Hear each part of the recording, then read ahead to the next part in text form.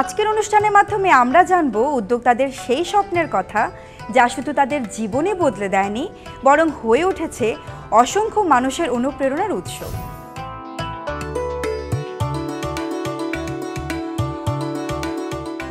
আমি যখন শুরু করেছিলাম তখন এটা একটা আইডিয়া ছিল। বর্তমানে আমার এখানে প্রায় 1400-এর উপরে লোকবল কাজ করে, যারা আসলে প্রতিদিনই নিত্য প্রয়োজনীয় পণ্য থেকে শুরু করে মানুষের দোরগোড়ায় তাদের বিভিন্ন ধরনের প্রোডাক্টগুলো পৌঁছে দিচ্ছে বিভিন্ন ই-কমার্সের মাধ্যমে। দুটো জিনিসে ফোকাস করেছি শুরু থেকেই। একটা হচ্ছে নিরাপদ খাদ্য, সেই সাথে পরিবেশ বান্ধব প্যাকেজিং। আমাদের এখন আলহামদুলিল্লাহ 3500 ক্লায়েন্ট আছে ঢাকা শহরে যারা অনলাইনে কেনাকাটা করেন। নতুন কেউ যদি চামড়া সেক্টরে আসতে চায়, আমি মনে করি যে প্রথমত তাকে দেখতে হবে যে মার্কেট সম্পর্কে তার যথেষ্ট ইনফরমেশন আছে কিনা।